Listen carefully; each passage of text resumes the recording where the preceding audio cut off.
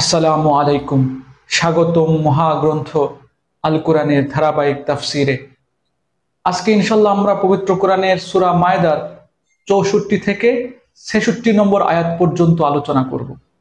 এই আয়াতগুলোতে মহান আল্লাহ রাব্বুল আলামিন বলেন, وقالت اليهود يد الله مغلولة غلت أيديهم ولعنوا بما قالوا بل يداه مبسوطتان ينفق كيف يشاء وليزيدن كثيرا منهم ما أنزل إليك من ربك طغيانا وكفرا وألقينا بينهم العداوة والبغضاء إلى يوم القيامة كلما أوقدوا نارا للحرب أطفأها الله ويسعون في الأرض فسادا والله لا يحب المفسدين ইহুদিরা বলে আল্লাহর দানের হাত বাঁধা পড়ে গেছে। আসলে তাদের নিজেদের হাতই বাঁধা পড়ে গেছে, আর তারা যা কিছু বলেছে সে কারণে তাদের উপর আল্লাহ তাআলার অভিশাপ নাজিল করা হয়েছে। আল্লাহর তো দুনিয়া ও আখিরাতের উভয় হাত মুক্ত, যেভাবে তিনি চান সেভাবে তিনি দান করেন। প্রকৃত ঘটনা হচ্ছে, তোমাদের মালিকের পক্ষ থেকে যা কিছু তোমাদের উপর নাজিল করা হয়েছে তা তাদের অনেকেরই সীমা লঙ্ঘন ও কুফরিকে অবশ্যই বাড়িয়ে দিয়েছে। ফলে আমি তাদের মাঝে কিয়ামত পর্যন্ত একটা শত্রুতা ও পরস্পর বিদ্বেষের সঞ্চার করে দিয়েছি। যখনই তারা যুদ্ধের আগুন জ্বালিয়ে দিতে চেয়েছে, আল্লাহ তাআলা তখনই তা নিভিয়ে দিয়েছেন।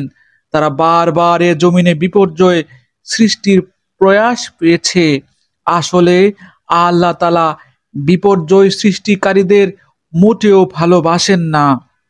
ولو أن أهل الكتاب آمنوا واتقوا لكفرنا عنهم سيئاتهم ولأدخلناهم جنات النعيم যদি আহলে কিতাবীরা ঈমান আনতো এবং আল্লাহকে ভয় করত, তবে অবশ্যই আমি তাদের গুনাহ খাতা মুছে দিতাম এবং তাদের আমি অবশ্যই নিয়ামতে পরিপূর্ণ জান্নাতে প্রবেশ করাতাম।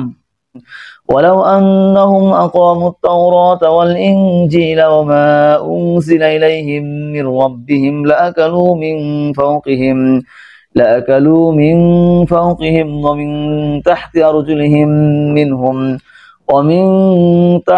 أرجلهم منهم أمة مقتصدة وكثير منهم ساء ما يعملون যদি তারা তাওরাত ও ইঞ্জিল তথা তার বিধান প্রতিষ্ঠা করত আর যা তাদের উপর তাদের মালিকের কাছ থেকে নাজিল করা হয়েছে তার উপর প্রতিষ্ঠিত থাকত, তাহলে তারা রিজিক পেত তাদের মাথার উপর থেকে, আসমান থেকে ও তাদের পায়ের নিচে তথা জমিন থেকেও।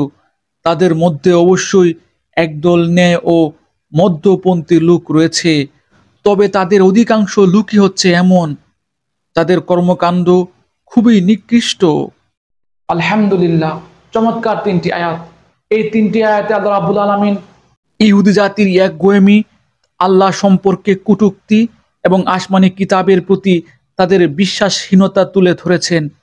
এই ইহুদিরা বলে আল্লাহর হাত বাঁধা, অর্থাৎ আল্লাহ কৃপণ, যার জবাবে আল্লাহ রাব্বুল আলামিন বলেছেন, না, তিনি কৃপণ নন, তার হাত খোলা, তিনি যাকে ইচ্ছা তাকেই দান করেন। তাদের সীমালঙ্ঘন, সীমাহীনতা ও ফাসাদ সৃষ্টির কারণে এই ইহুদি জাতি অভিশপ্ত হয়েছে এবং তাদের মধ্যে কিয়ামত পর্যন্ত শত্রুতা ও বিদ্বেষ চালু থাকবে, তারা অন্তর যন্ত্রণায় ভুগবে। এরপর আল্লাহ পাক জানিয়ে দিয়েছেন, যদি তারা সত্যিকারের ঈমান আনত, তাকওয়ার পথ অবলম্বন করত, তবে তিনি তাদের গুনাহ ক্ষমা করে দিতেন, জান্নাতেও প্রবেশ করাতেন। আর যদি তারা তাওরাত, ইঞ্জিল এবং আল্লাহর বিধান মেনে চলত, তবে তাদের তিনি দুনিয়াতে রিজিকের ভান্ডারও অনেক বেশি খুলে দিতেন, উপর থেকে নিচ সব দিক থেকে বরকত তাদের উপর নাজিল করতেন। কিন্তু তাদের অধিকাংশই আল্লাহর এই বরকতকেও স্বীকার করে, আল্লাহকেও স্বীকার করে, আল্লাহর কিতাবকেও স্বীকার করে পথভ্রষ্ট জাতিতে পরিণত হয়ে গেছে। আল্লাহ রাব্বুল আলামিন দয়া করুন ইহুদি জাতির চরিত্রিক বৈশিষ্ট্যগুলো মুসলমানরা যেন অর্জন না করে। আল্লাহ রাব্বুল আলামিন তার জন্য হেফাজত করুন। আল্লাহ রাব্বুল আলামিন আমাকে সহ আপনাদের সবাইকে আজকের আলোচ্য আয়াতগুলো থেকে শিক্ষা গ্রহণ করার সুযোগ দান করুন। এই প্রত্যাশা এখানে শেষ করছি। ধন্যবাদ।